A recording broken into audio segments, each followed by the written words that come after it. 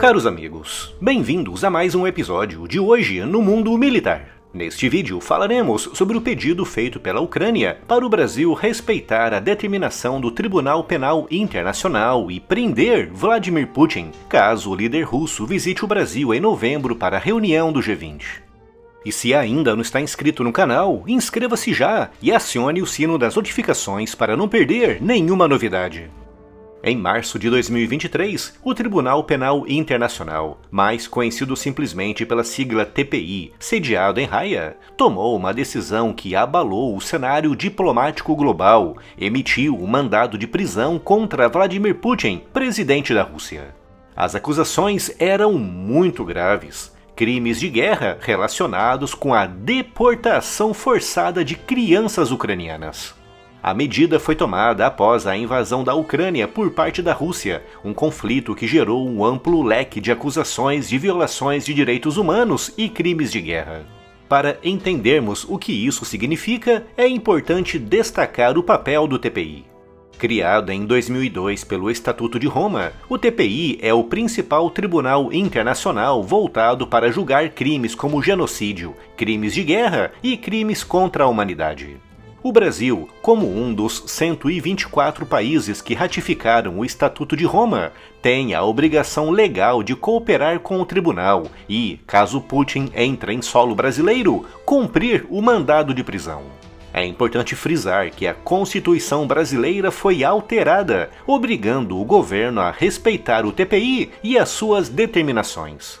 Mas será que a realidade geopolítica é assim, tão simples quanto parece? Avançando para o presente, o Brasil sediará o encontro do G20 em novembro de 2024 no Rio de Janeiro. O G20 é um dos fóruns mais importantes da diplomacia global, reunindo as 20 maiores economias do mundo para discutir questões de impacto econômico global.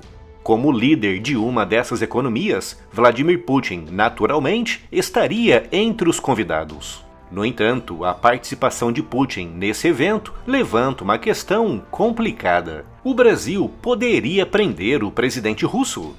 Até o momento, o Kremlin não confirmou se Putin comparecerá ao evento, mas a simples possibilidade já tem gerado pressões diplomáticas e reações de diversas partes, especialmente da Ucrânia. Andrei Kostin, o procurador-geral da Ucrânia, em recente declaração à imprensa, pediu que o Brasil cumpra a sua obrigação internacional e prenda Putin caso ele compareça.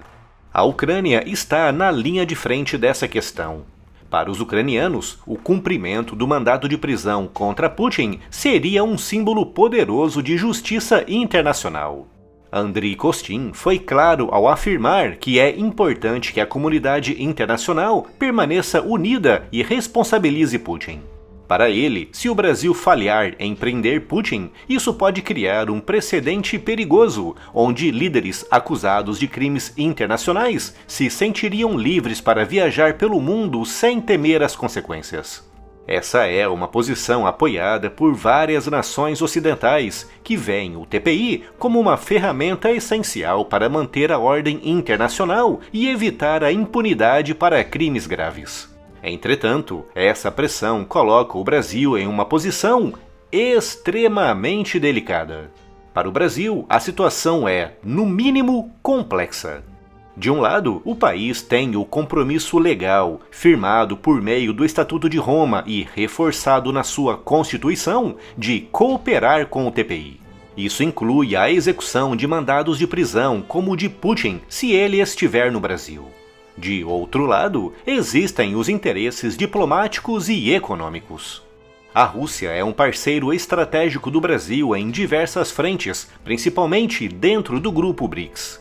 Prender Putin poderia minar essas relações, causando danos diplomáticos e econômicos significativos, sem mencionar a possível reação por parte da própria Rússia.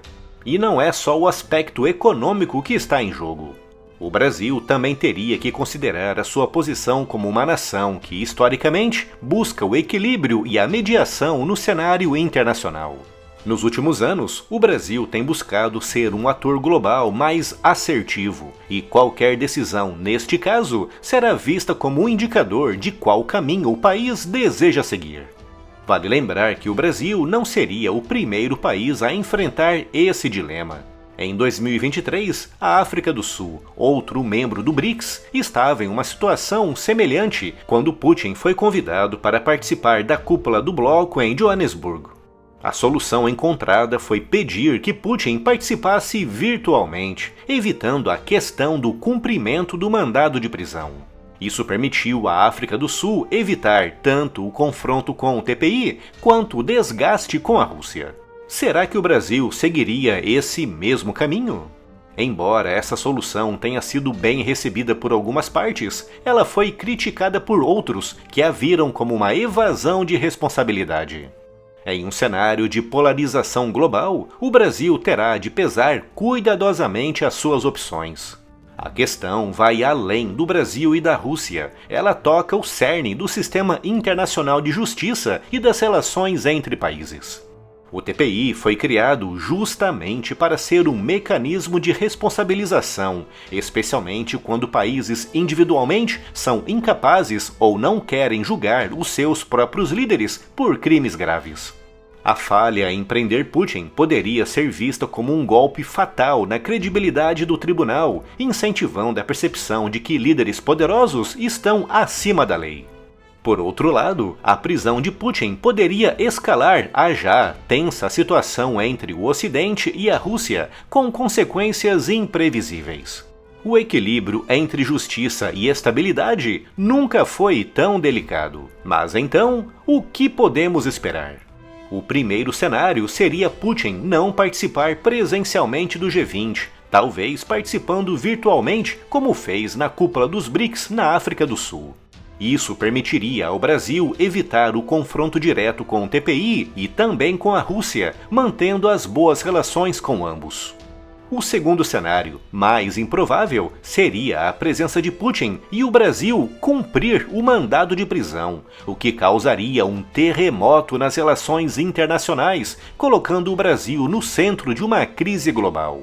Nesse caso, as consequências seriam profundas e de longo alcance. Há também um terceiro cenário, onde o Brasil opta por ignorar o mandado, o que mancharia a imagem internacional do Brasil como defensor da ordem jurídica global, mas poderia preservar as relações bilaterais com a Rússia. Nas próximas semanas, o Brasil estará sob os holofotes do mundo. O que está em jogo não é apenas a relação entre Brasil e Rússia, mas a própria credibilidade do sistema de justiça internacional. Será que o Brasil vai escolher o caminho da justiça ou do realpolitik? E o que isso significará para o futuro da ordem global? E se ainda não está inscrito no canal, inscreva-se já e acione o sino das notificações para não perder nenhuma novidade.